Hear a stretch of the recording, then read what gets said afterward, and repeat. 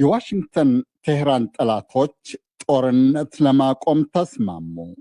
ስምምነቱ ለፕሬዝደንት ዶናልድ ትራምፕ የ80ኛ ዓመት የልደት ስጦታ ሊሆን ላይሆንምም ይችላል። ግን ትራምፕ በ3 ወር ተኩል ጊዜ ውስጥ ስለ ስምምነት 40 ጊዜ ዋሽተው በ41ኛው ተሳካላቸው።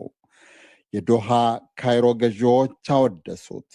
የለንደን ብራስልስ ወዳጆች፣ የቶኪዮ ቤጂንግ ተቀናቃኞች እኩል ደገፉት። በሰላም ተስፋ ማግስት እልቂት ለሚያረብብበት መካከለኛው ምስራቅ ሌላ የሰላም ጭላንጭል ብርቀት ይሆን? የቴል አቪቭ መሪዎች እምቢታስ? ስቴትስና ኢራንን ለማግባባት በዋነኛነት የጣረችው የፓኪስታን ጠቅላይ ሚኒስትር ሸህባዝ ሸሪፍ ከጦርነት ጨለማ ማዶ ፀሐይ በረቀች አሉ ዛሬ ለምክር ቤታቸው። ዓለም ወደ ሰላም ታሪካዊ እመርታ ተራመደች። ፈጣሪ ይመስገን አከሉ ሸሪፍ።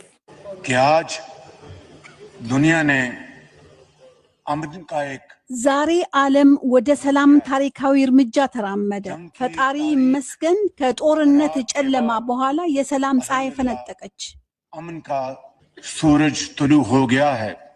እስራኤልና ዩናይትድ ስቴትስ በ8 ወራት ውስጥ ለሁለተኛ ጊዜ ኢራን ላይ የከፈቱት ጦርነትና የኢራን አጸፋ በጦርነት እየወደመ ጦርነት ለሚደገስለት መካከለኛው ምስራቅ በእርግጥ አዲስ ነገር አይደለም።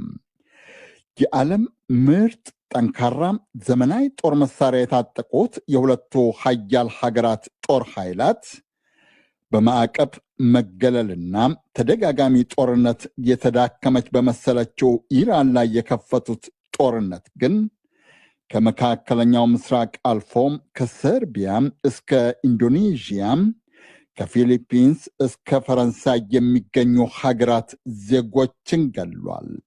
በጥቅሉ ከ8,000 እስከ 10,000 የሚገመት የ16 ሀገራት ዜጎች አልቀዋል። ከ6,000 የሚበልጡት የኢራንና የሊባኖስ ዜጎች ናቸው። ከ48,000 በላይ ሰው ቆስሏል። ለሙታን በእርግጥ የሚበርቅ ፀሐይ የለም። ለቀሪዎች ግን የፓኪስታኑ ጠቅላይ ሚኒስትር እንዳሉት ከ3 ወራት በላይ ያስቆጠረው ጦርነት፣ ግጭትና ስጋት የመወገዱ ትልቅ ተስፋ ነው። 3 माह 16 दिन की बेपनाह आजमाइशों के बाद ለ3 ወር ከ16 ቀናት ከተደረገ ከፍተኛ ጥረት በኋላ ኢራንና ዩናይትድ ስቴትስ ፈጣሪ ይመስገን ሊባኖስን ጨምሮ ወታደራዊ ዘመቻዎችን በሁሉም ግንባሮች በአስቸኳይ እስራኤልና ዩናይትድ ስቴትስ ሰላማዊ ድርድርን አቋርጠው በኢራን ላይ የከፈቱት ጦርነት ግብን የቴል አቪቭና የዋሽንግተን መሪዎች በየጊዜው ይቀያይሩታል። ይሁንና የሁለቱ ሀገራት መሪዎች ደጋግመው እንደተናገሩት ዋና ግባቸው የኢራንን ሚሳኤል ከነማምረቻው ማውደም፣ የኒኩሌር መርሃ ግብሯን ማጥፋት፣ ጦር ኃይሏን ማንኮታኮትና እስላማዊ ስርዓቷን ማፈራረስ ነበረ።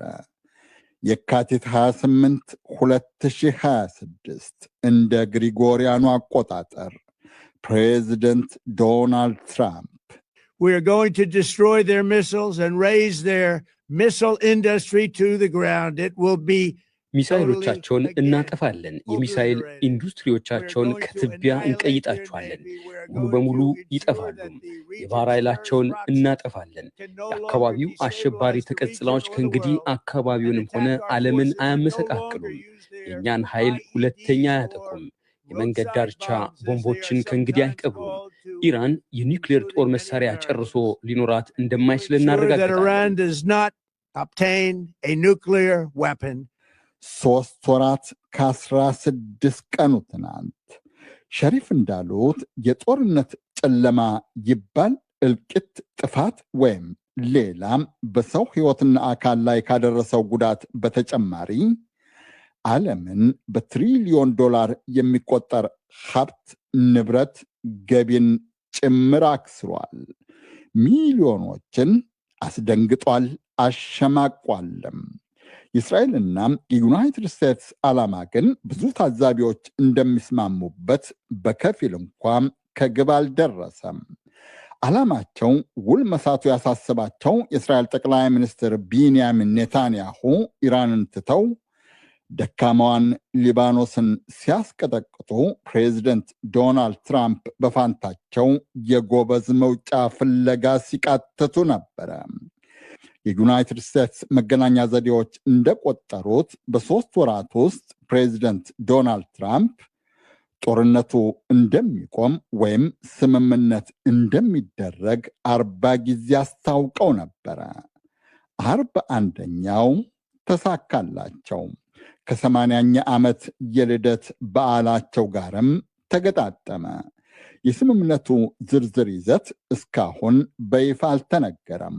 ፕሬዚደንት ዶናልድ ትራምፕ ትሩዝ ሶሻል በሚሉት መገናኛ ዘዴያቸው እንዳሉት ግን ታላቅ ያሉት ስምምነት በመላው መካከለኛው ምስራቅ ሰላምና መረጋጋትን ለማስፈን ጠቃሚ ነው።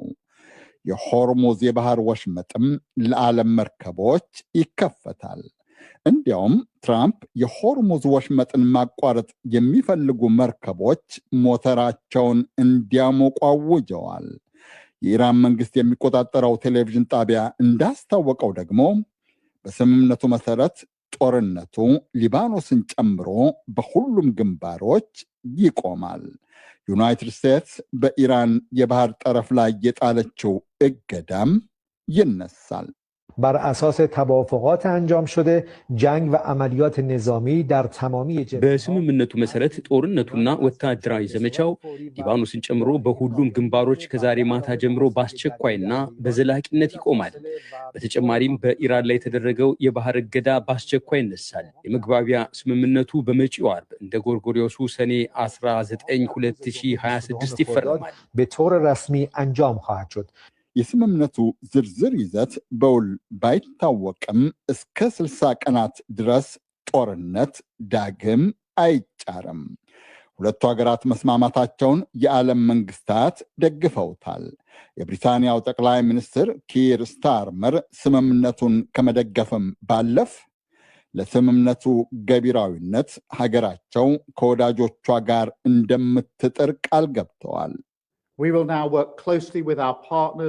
ስምምነት በመደገፍና ስምምነቱ ዘላቂ ሰላም እንዲያመጣ ለማድረግ ከወዳጆቻችን ጋር እንጥራለን። የአውሮፓ ህብረት የውጭ ጉዳይ የበላይ ኃላፊ ካያ ካላስ ስምምነቱን አባል ሀገራት በሙሉ እንደደገፉት አስታውቀዋል። ዩኤስ እና ኢራን ያወጁትን ስምምነቱን በደስታ ተቀብለውታል። ይህ የሆርሙዝ ወሽመጥን ለመክፈት የመጀመሪያው ምዕራፍ ነው። ከዚያ በጣም ወሳኝ በሆኑት በኒውክሌር ጉዳይና በሌሎችም ለአካባቢው መረጋጋትና ሰላም ጠቃሚ በሆኑ ርዕሶች ላይ ለመደራደር ጠቃሚ ነው። የፈረንሳይ፣ የጀርመን፣ የጃፓን፣ የቻይና መንግስታትም ስምምነቱን እንደሚደግፉ ገልጸዋል። ከግብፅ እስከ ቀጠር ያሉ የመካከለኛው ምስራቅ መንግስታትም ስምምነቱን እንደ እፎይታ ነው የቆጠሩት። ለእስራኤል ባለስልጣናት ግን ስምምነቱ የሽንፈታቸው ምልክት ተደርጎ ነው የታየው። የእስራኤል መከላከያ ሚኒስትር እስራኤል ካትስ ዛሬ እንዳሉት ጦራቸው በቅርቡ በኃይል ከያዘው ከሊባኖስ ግዛትም ሆነ ከዚህ ቀደም ከተቆጣጠራቸው ከሶሪያና ከጋዛ ግዛቶች ለቆ አይወጣም። ቀኝ ጽንፈኛ የሚባሉት የእስራኤል የብሔራዊ የጸጥታ ሚኒስትር ኢትማር ቤን ግቪር እና የገንዘብ ሚኒስትር ቤዛላል ስሞትሪች በበኩላቸው ኢራንና ዩናይትድ ስቴትስ ያደረጉት ስምምነት እስራኤልን አይመለከትም ማለታቸው ተዘግቧል። አዣንስ ፍራንስ ፕሬስ እንደጠቀሰው ነውጠኛው የእስራኤል የጸጥታ ሚኒስትር ቤን ግቪር የትራምፕ ስምምነት እኛን እስራኤሎችን አይመለከትም ብለዋል። የገንዘብ ሚኒስትር ስሞትራች በበኩላቸው እንዳሉት እስራኤል ሊባኖስ ላይ የከፈተችው ጥቃትና ወረራም ተጠናክሮ ይቀጥላል። ታዛቢዎች እንደሚሉት ከፕሬዚደንት ዶናልድ ትራምፕ ጋር ሆነው ኢራን ላይ ጦርነት ያወጁት ጠቅላይ ሚኒስትር ቢንያሚን ኔታንያሁ በድርድሩ ሂደት አልተካፈሉም ወይም የሩቅ ታዛቢ ነው የመሰሉት። የእስራኤሉ የባር ኤላን ዩኒቨርሲቲ የፖለቲካ ሳይንቲስት ዮናታን ራይንሆልድ እንደሚሉት ደግሞ ስምምነቱ ለጠቅላይ ሚኒስትር ቢንያሚን ኔታንያሁ ፖለቲካዊ ህይወት መጥፎ ነው። ኔታንያሁ አሁን የሚመኙት ተንታኙ እንዳሉት ጦርነቱም እንዲቀጥል ነው። He will be unable to sell this agreement to the Israeli public. ኔታንያሁ ይህን ስምምነት ለእስራኤል ህዝብ መሸጥ አይችሉም። ተስፋ ሊያደርጉ የሚችሉት ስምምነቱ እንዲፈርስና ከ60 ቀናት በኋላ ጦርነቱ ለእስራኤል በሚጠቅም መንገድ ዳግም እንዲጫር ነው፣ ወይንም ደግሞ እስራኤሎች ጥሩ የሚሉት ስምምነት እንዲደረግ ነው።